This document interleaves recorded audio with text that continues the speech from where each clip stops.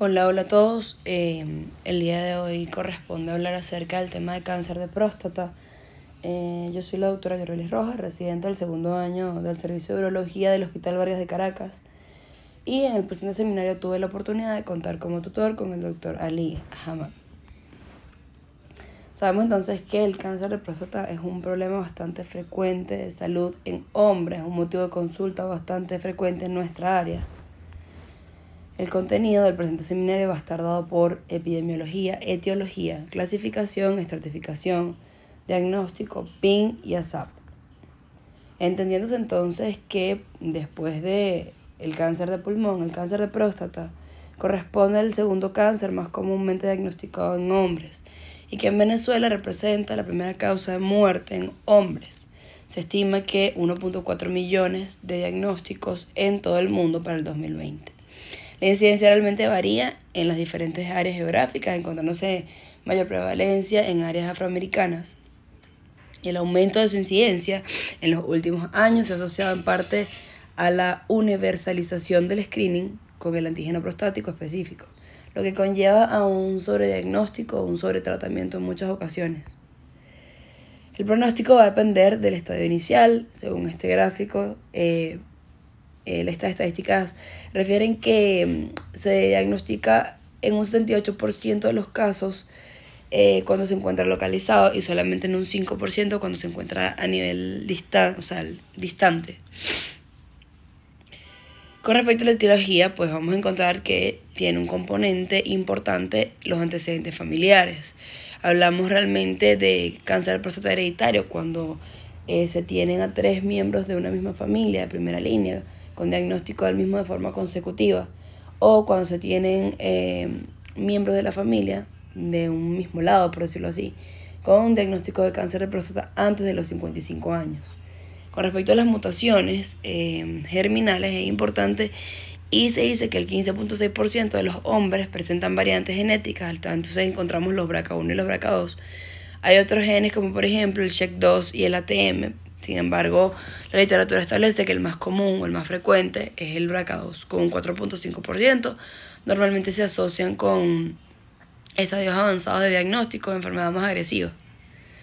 Estos factores de riesgo conllevan afectan el desarrollo y la progresión de la enfermedad. Encontramos entonces que hay ciertos factores como por ejemplo la diabetes, y se dice, la literatura describe que los pacientes que toman metformina tienen menor probabilidad de desarrollar cáncer de próstata, así como los que toman o consumen estatina con problemas de colesterol. La obesidad tiene mayor riesgo de enfermedad de alto grado y hay ciertos factores dietéticos como por ejemplo el alcohol. La literatura establece que el alto consumo de alcohol puede desarrollar cierto riesgo de desarrollar cáncer de próstata, pero que también la abstinencia puede tener cierto riesgo. El café, el tomate, la soya tienen menor incidencia estos pacientes que consumen este tipo de alimentos en desarrollar cáncer de próstata. Hay ciertos factores de riesgo como por ejemplo los medicamentos hormonalmente activos, inhibidores de la 5-alfa reductasa, a los cuales debemos adaptarnos cuando el paciente está ingiriendo este medicamento con respecto al resultado del PSA, pero eso más adelante lo vamos a tocar. Y se dice que los pacientes con hipogonadismo, pues el hecho de recibir testosterona exógena no afecta en ninguna proporción el riesgo de desarrollar o no cáncer de próstata. Otros factores de riesgo como por ejemplo la enfermedad inflamatoria intestinal, enfermedad de transmisión sexual, trabajo nocturno y cigarrillo tienden o se ha descrito que tienen mayor probabilidad de desarrollar cáncer de próstata. Importante con respecto al resumen de evidencia de lo anteriormente mencionado, el cáncer de próstata es un problema importante para la salud de los hombres, con una incidencia que depende principalmente de la edad. Los factores genéticos están asociados con riesgo de cáncer de próstata agresivo. Una variedad de factores dietéticos, exógenos, ambientales, se han asociado con la incidencia de cáncer de próstata. Hablemos entonces de la clasificación y los sistemas de estadiaje. Los tipos de cáncer de próstata sabemos que un 90% son adenocarcinomas, acinar convencional. Sin embargo, hay otro porcentaje que pueden desarrollar cáncer de células endocrinas y carcinoma ductal. Estos sistemas de estadiaje, ¿por qué se realizan? ¿Cuál es el objetivo real? no es más que debatir sobre el pronóstico, agrupar estos pacientes que tienen características homogéneas y de esta manera comparar datos clínicos y patológicos y así desarrollar recomendaciones para el tratamiento de estos pacientes con características semejantes. ¿Cuáles son los sistemas de estadística que se utilizan? Pues la octava edición de la Unión para el Control Internacional de Cáncer del 2017, la clasificación TNM y la clasificación de los grupos de riesgo de la EUA, de la cual vamos a hablar más adelante, pero básicamente es para recurrencia bioquímica posterior a una prostatectomía radical o posterior a radioterapia. Con respecto al TNM, básicamente vamos a encontrar, que hay un T patológico y un T clínico. En este T patológico se elimina o se omite el T1 y los subtipos de T2, encontrándonos entonces que TX es un tumor que no se puede evaluar. T0 no hay evidencia de tumor primario. T1 es un tumor clínicamente inaparente, es decir, que no se palpa. Entonces lo vamos a subdividir o a subclasificar en T1A, B y C, siendo el T1A un hallazgo histológico incidental del tumor en menos del 5% del tejido resecado.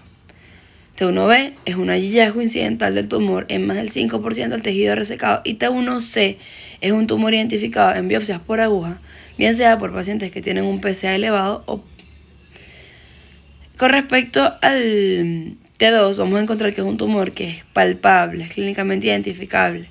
Y a su vez se identifica o se clasifica en T2A, B y C, siendo el T2A un tumor que afecta un lóbulo en menos del 50%, un T2B un tumor que afecta el lóbulo en más del 50% y un T2C un tumor que involucra ambos lóbulos. Con respecto al T3, es un tumor que se extiende a través de la cápsula prostática. T3A puede ser una extensión extracapsular uni o bilateral. T3B es un tumor que invade las vesículas seminales y un T4 ya es un tumor fijo que invade más allá de las vesículas seminales, es decir, el esfínter externo, el recto, los músculos elevadores y la pared pélvica. Cuando hablamos del N, pues básicamente nos referimos a los linfáticos regionales, ¿ok? Importante esto, regionales. Entonces hablamos de N0, no se pueden evaluar los ganglios linfáticos regionales. NX, N0 no hay metástasis a ganglios linfáticos regionales y N1 es cuando hay metástasis a linfáticos regionales.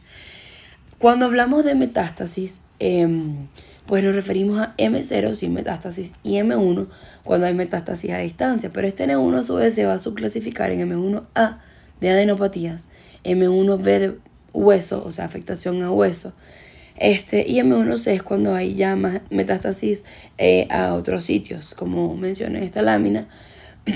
Cuando hablamos de M1C es cuando hay más de un sitio de metástasis y se categoriza en la zona más avanzada, en la categoría más avanzada.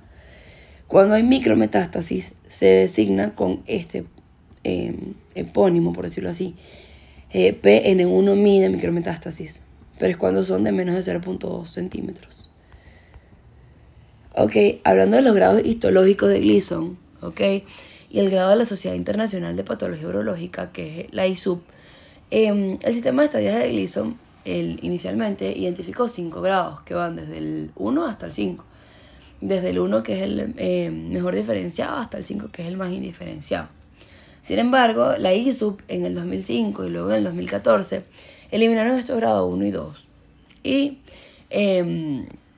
pues entonces determinaron que para clasificar o para realizar la sumatoria o esta determinación del Gleason, dependiendo del número de patrones que encontremos en la biopsia, pues se va a determinar.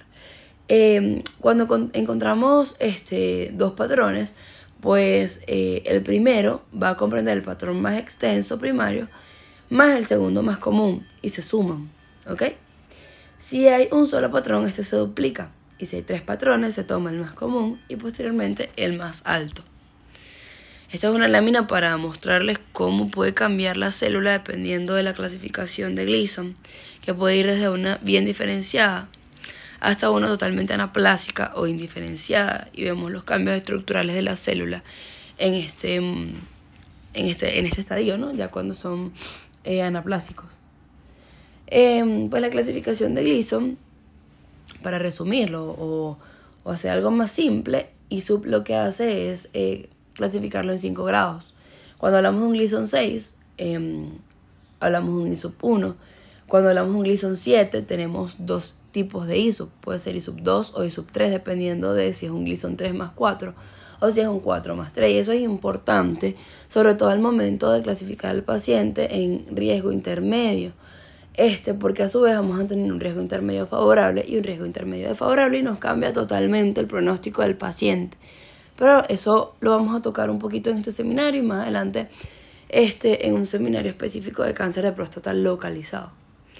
Ok, cuando hablamos de Gleason 8, entonces hablamos de ISUP 5, y cuando hablamos de Gleason 9 y 10, hablamos de ISUP 4 anteriormente, y cuando hablamos de ISUP 9 y ISUP 10, ya hablamos de un ISUP 5. Ok, el cáncer de próstata también se puede clasificar en clínicamente significativo.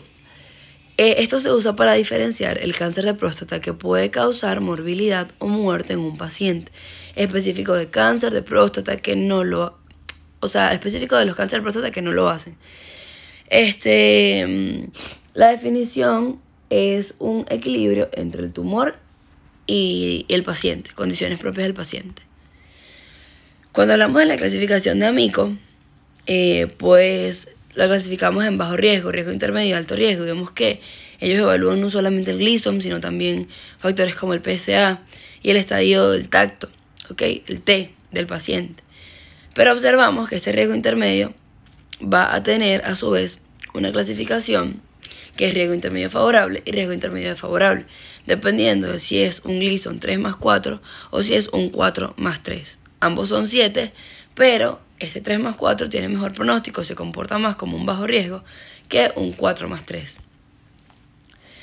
Con respecto a las recomendaciones, utilice entonces la clasificación del TNM para la clasificación de cáncer de próstata y utilice ISUP del 2019 para esta clasificación. Esto no es más para recordarles lo tenso que es para nosotros como residentes ese pequeño momento antes de la revista médica. Ok, hablemos entonces del diagnóstico. ¿Cómo evolucionó el diagnóstico? Para el 95, pues tacto rectal y SEICOR 3 de cada lado con respecto a la biopsia, y posteriormente indicábamos tratamiento o vigilancia activa. Para el 2005, ya aumentaron el número de cores a 5 de cada lóbulo. Ya para el 2015 entra en juego la resonancia magnética multiparamétrica. Y para el 2022, pues ya tenemos la biopsia transperineal, entra en juego también el PPCMA. Entonces esto quiere decir que realmente hemos avanzado con respecto a realmente la toma de biopsias, el diagnóstico. Ya no solamente hacemos una biopsia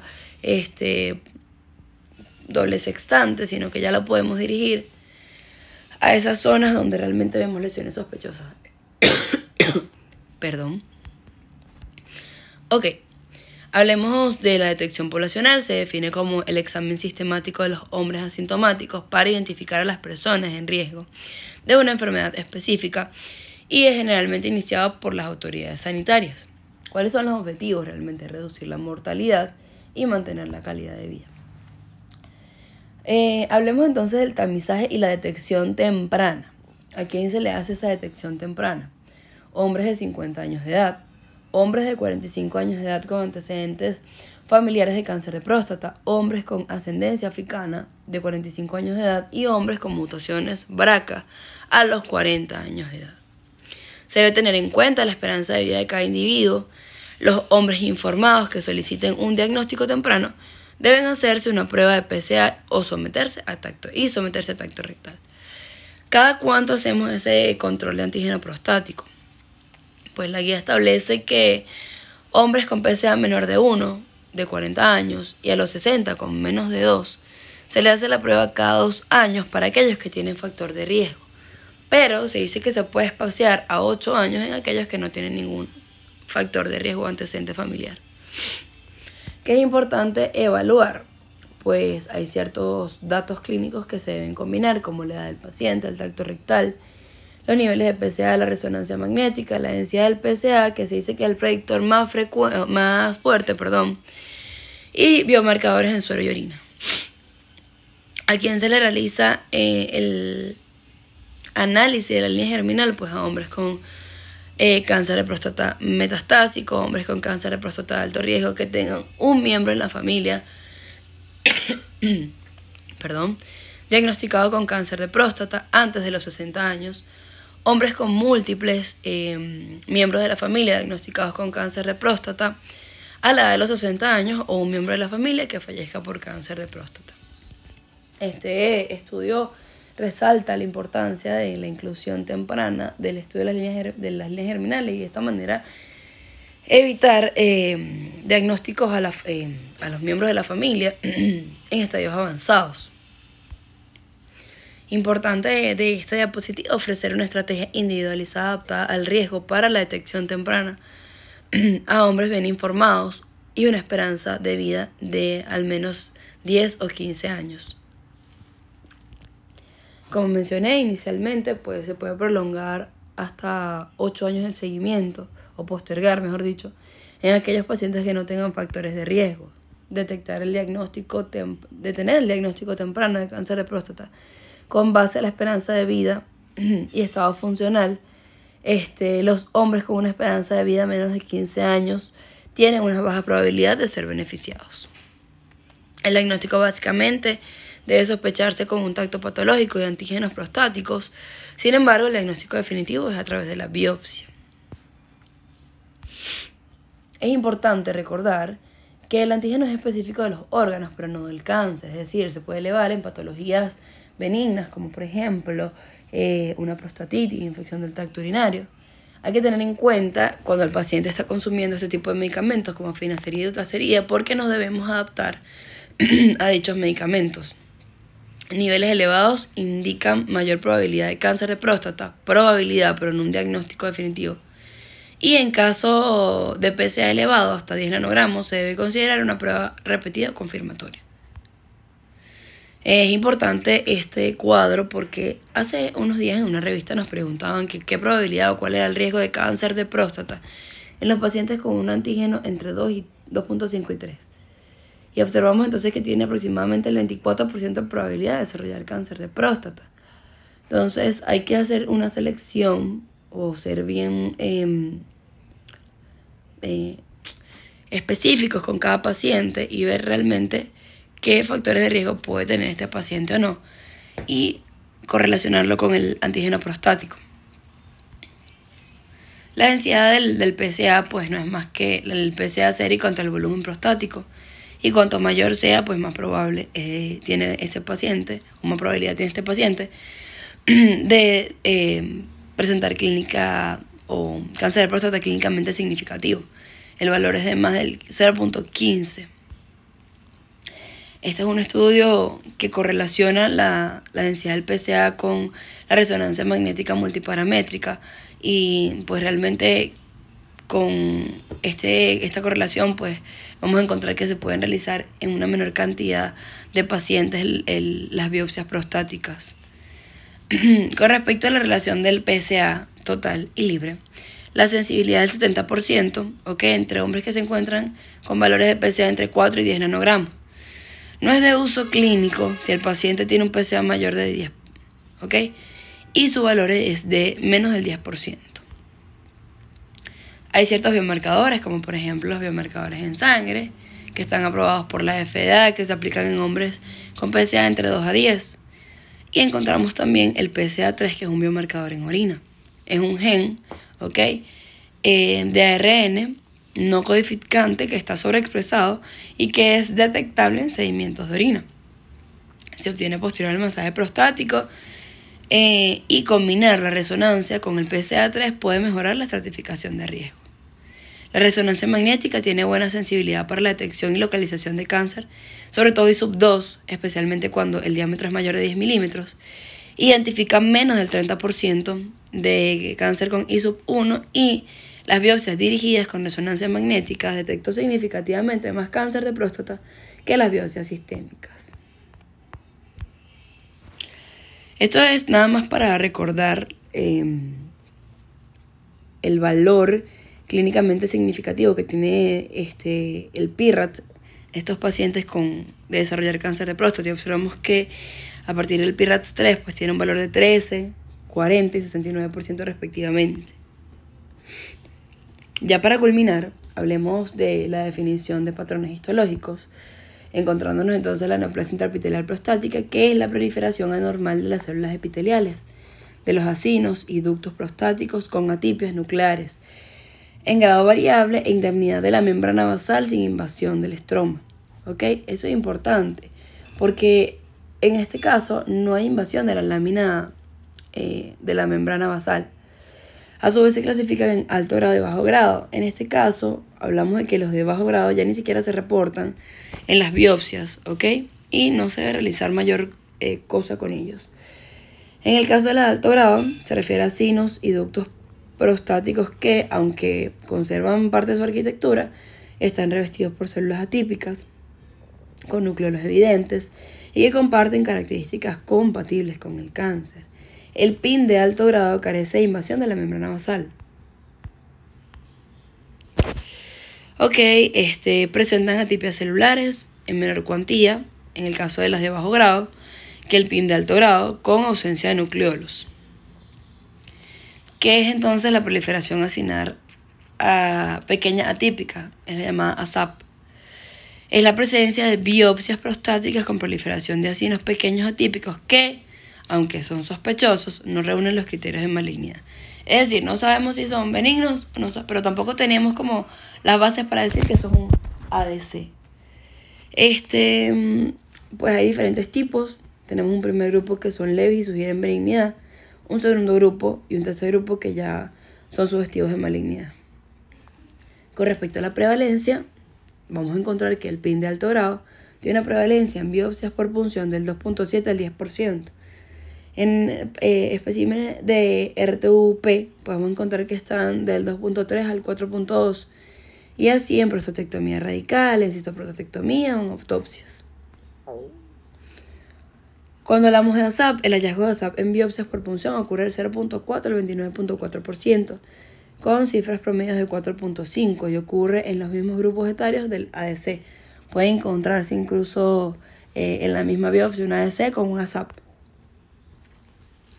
¿Qué hacemos entonces con un PIN de alto grado? Existe una correlación entre la cantidad de neoplasia intraepitelial y la multifocalidad con detección de ADC que obliga a repetir la biopsia. El tiempo puede ser de 3, 6, 12, un año o incluso hasta 3 años. Gallo y colaboradores recomiendan repetirla incluso hasta 4 años. Antes de repetir la biopsia, cada paciente debe ser sometido a determinación de PSA y tacto rectal. Se incrementa entonces la tasa de detección del ADC en un 19.7% con la técnica convencional al 30.9% con el esquema de biopsia por saturación. Es importante determinar el antígeno prostático en sus diferentes fracciones, con relación obviamente con la velocidad del PSA y la relación libre PSA total, cada 6 meses y de acuerdo a la historia clínica debe repetirse la biopsia por saturación seguida de tacto rectal. Como conclusiones entonces, el cáncer de próstata es el segundo cáncer más común diagnosticado en hombres, con un aumento de su incidencia en las últimas décadas debido a la universalización del screening con el antígeno prostático específico. Factores como la edad, el grupo étnico, las líneas germinales formaron parte de la etiología del cáncer de próstata, al igual que factores ambientales y dietéticos. Se debe utilizar la clasificación TNM para estratificar el cáncer de próstata, así como la estratificación de grupos de riesgo de la EUA para el subgrupo pronóstico de pacientes.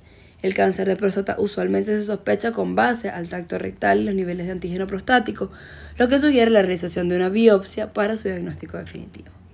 Se debe realizar el screening en base a la expectativa de vida del paciente y en base a otros factores como antecedentes familiares, lo que puede favorecer el diagnóstico y tratamiento temprano.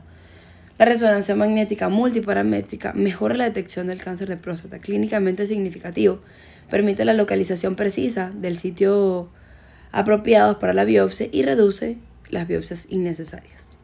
El hallazgo de una biopsia prostática con una atipia focal sospechosa de cáncer debe ir seguido de manera sistemática de una rebiopsia, así como un estrecho seguimiento dada la alta tasa de cáncer tanto a corto como a largo plazo. El papel de la neoplasia intraepitelial de alto grado se mantiene controvertido, pero se puede concluir que su identificación en una biopsia no implicaría la necesidad de una rebiopsia sistemática inmediata.